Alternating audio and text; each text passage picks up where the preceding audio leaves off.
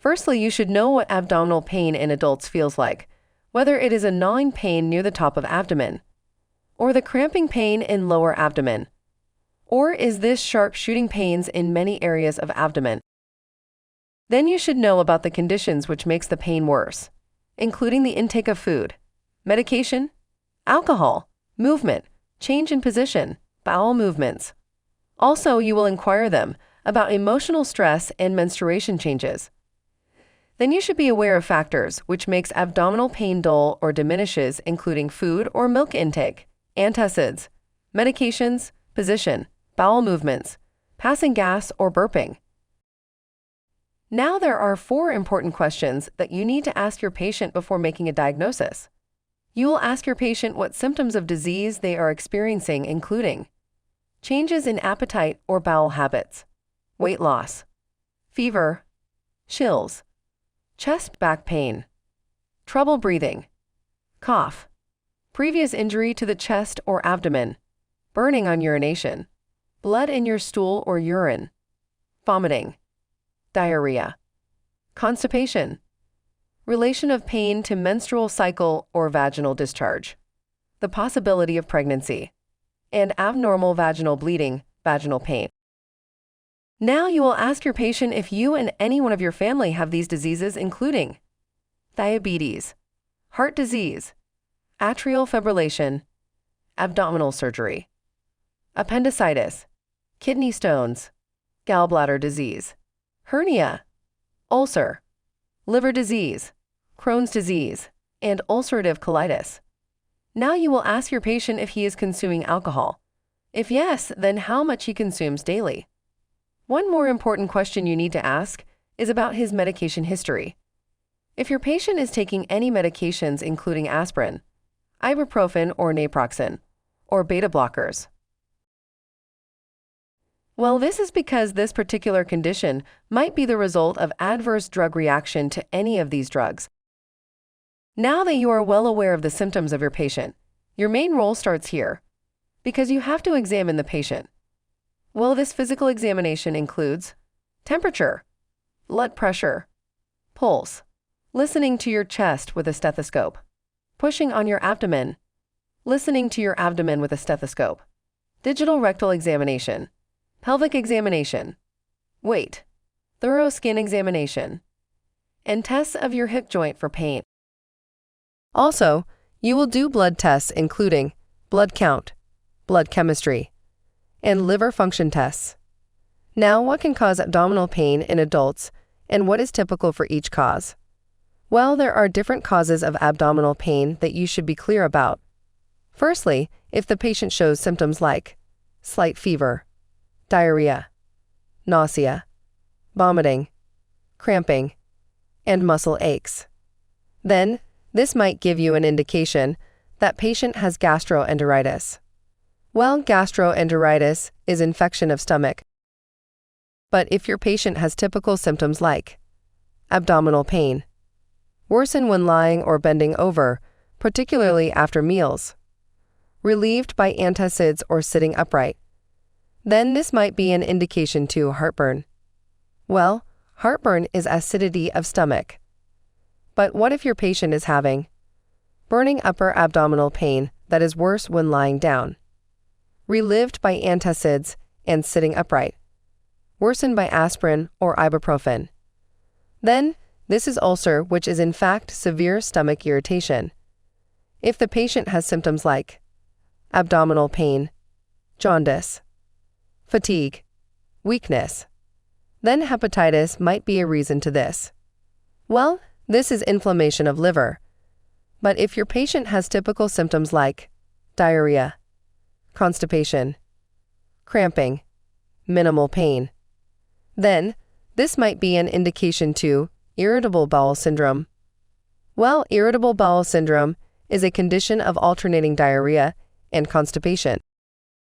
If your patient has typical symptoms like fever, pain in lower right part of abdomen, nausea, then this might be an indication to appendicitis. Well, appendicitis is a disease characterized by inflammation of appendix. Now, if the patient shows symptoms like fever, pain in lower left part of abdomen, constipation, nausea, vomiting, sometimes blood in stool. Then this might give you an indication that patient has diverticulitis. Well, diverticulitis is the infection of pockets of large intestine. Now, if the patient shows symptoms like jaundice, pain, fever, sometimes pain in right shoulder, nausea, vomiting, chills, then this might give you an indication that patient has cholecystitis. Well, cholecystitis is the presence of gallstones. Now, if the patient shows symptoms like pain in upper abdomen, sometimes in back, nausea, vomiting, weakness, and rapid heart rate, then this might give you an indication that patient has pancreatitis. Well, pancreatitis is the inflammation of pancreas. If the symptoms are painful urination and blood in urine, can lead to fever. Pain usually begins on sides. Then ureteral stones might be a reason to this. Well, this is presence of stones in the ureter which have passed from the kidney. Now, if the patient shows symptoms like vaginal discharge, fever, pain in lower abdomen, chills, or painful sexual intercourse, then this might give you an indication that patient has pelvic inflammatory disease. Well, pelvic inflammation disease is the inflammation of reproductive tract. Now, if the patient shows symptoms like severe lower abdominal pain that appears suddenly, missed menstrual cycle, then this might give you an indication that patient has ectopic pregnancy. Well, this is the presence of fetus outside the uterus. Now, if the patient shows symptoms like blood in stool, which are small and not well formed, low-grade fever, pain in lower abdomen, weight loss, then this might give you an indication that patient has ulcerative colitis. Well, this is the inflammation of rectum and colon. Now, if the patient shows symptoms like abdominal pain relieved by defecation that is not well formed, low-grade fever, then this might give you an indication that patient has Crohn's disease. Well, Crohn's disease is caused by the inflammation of whole gastrointestinal tract. Now, if the patient shows symptoms like rigidity, fever, severe pain that worsen with movement, then this might give you an indication that patient has peritonitis. Well, peritonitis is the infection of abdominal lining. Now, if the patient shows symptoms like constipation, distended belly, nausea, vomiting, and extreme discomfort, then this might give you an indication that patient has bowel obstruction. Well, bowel obstruction is the blockage of intestine. Now, if the patient shows symptoms like acute pain anywhere between chest and lower abdomen, weakness, rapid heartbeat, pulsing mass can be felt, then this might give you an indication that patient has abdominal aortic aneurysm rupture. Well, abdominal aortic aneurysm rupture is the tier of aorta, which is the largest blood vessel.